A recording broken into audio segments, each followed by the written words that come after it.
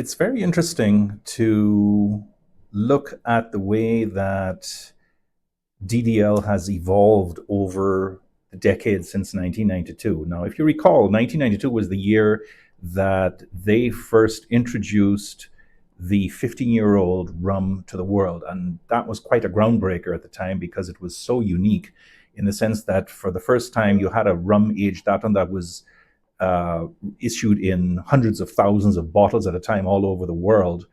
And it was really very well made. It was very consistent, and it kind of like took over, right? It became one of the benchmarks of the Demerara rum style, if you want to call it that. Now, it was never actually a simple rum in and of itself.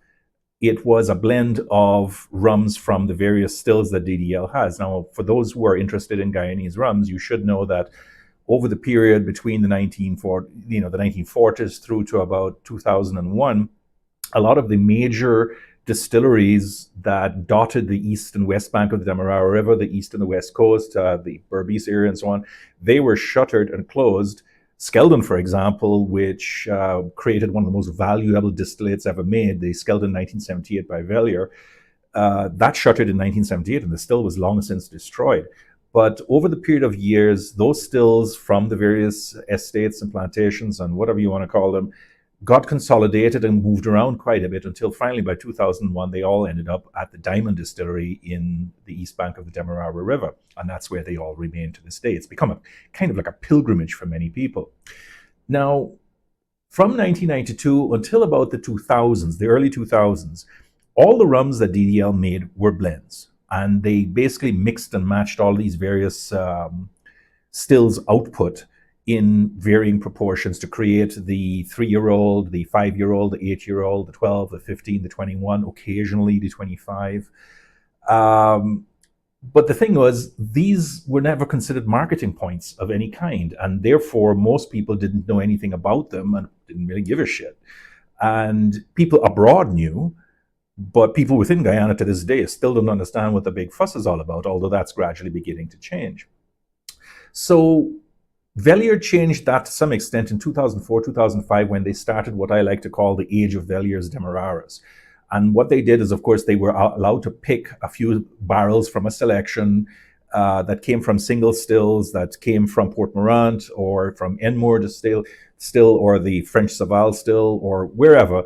And then they bottled them as from that still and that still alone. And that created a very slow wave of appreciation for these kinds of rums, which were issued at cask strength and full proof. Remember, up to that point, 40% was still everything, right?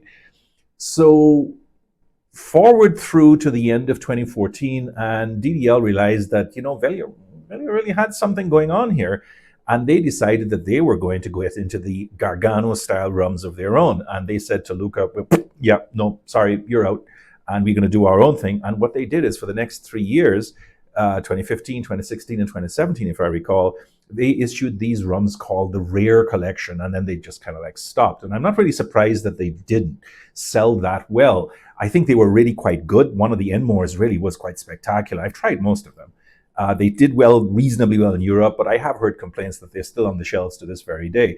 Personally, I think that for a company that is used to selling hundreds of thousands of bottles, if not actually cases of rum per year, something that sells in the low thousands or high hundreds or something isn't really going to do much to the bottom line. These things are like halo editions or vanity rums to them, because to them they're like, what's all this effort going into if we don't make any money out of it?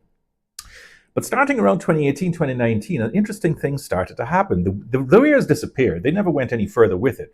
But we started to see a bit more experimentation coming out of DDL. And we saw the 12-year-old wine finished editions. We saw the 15-year-old wine finished editions. We saw some occasional special editions of other natures, like there was the blended in the barrel quartet of 4 different colors. That was an experiment that was never repeated. I guess they just wanted to get rid of some barrels or something.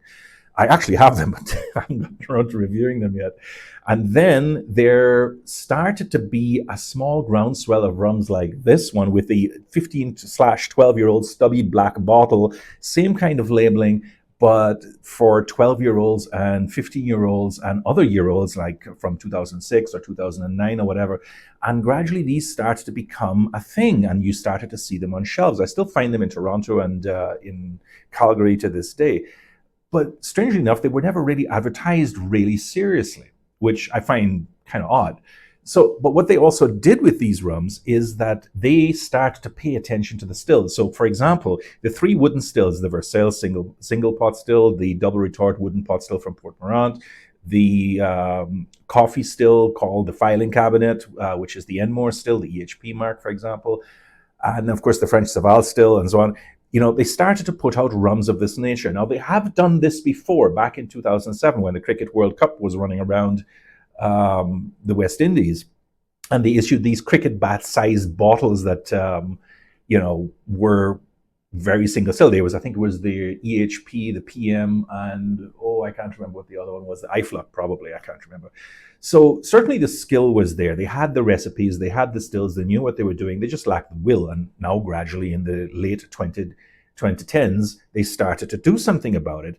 Now, these were, to some extent, both still specific and blends in some cases that were cask strength.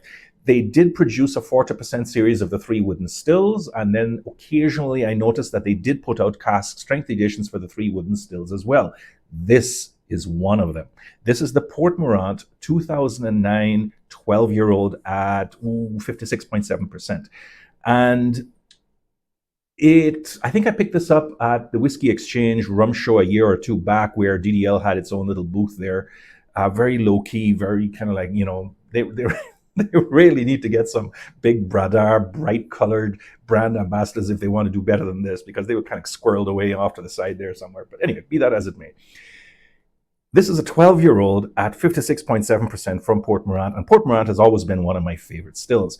Why? Because I think it marries the best of the Versailles still, which is a single wooden pot still, which really takes some effort to bring to its full potential, and something of the more elegant notes of the EHP or the Enmore still, which again takes a little bit of skill to do really right. I've always liked Port Morant best. In the old days in Guyana, the King of Diamonds was very much a Port Morant style rum. I don't know what, it certainly was part of the blend. I like it a lot. I've always liked it a lot. These particular kind of tastes. And what impresses me about this thing, this particular rum, and its nose in particular, is how pungent it is and how strong. Now, granted, it's 56.7%. You are going to get a fair bit out of it. But there's so much more to it. Now, you get all the standard Port Morant notes. You get licorice, you get anise, you get cherries, very ripe ones. You get prunes, dark fruits, mangoes, very, very ripe, dark cherries. You get plums. There is a bit of brown sugar. There's some cinnamon. You can even taste a dusting of nutmeg if you're really careful. There's a bit of olives, a bit of spice there. I mean, it's rich beyond compare. And that's one of the reasons why I like it. Now, there is a bit of a sharpishness coming from the wood. You can't really avoid that, both from the still and from the aging. I think it's ex-bourbon barrels, although I don't know from which whiskey distillery it's from. But man, it is something. And I just love this thing to pieces. Now, when you taste it, that really is kind of nice. It's very rich. It's very strong. It's firm rather than being sharp. So there's no bitchiness here that you have to watch out for. You're not going to get hurt by this. It's actually very sippable. It's firm more than anything else. And you've got those same dark stone fruits. You've got this Christmas cake that just stays good for 3 years until you hand it over to your Auntie Sheila in New York or something. It's got the same kind of dark honey, caramel, brown sugar, plums, prunes, darker fruits, black currants, blackberries, that kind of thing. While at the same time, it's always balanced off really well. The sharp and the musky notes are really well handled. And that's one of the reasons why it tastes so well, because no one note really predominates here.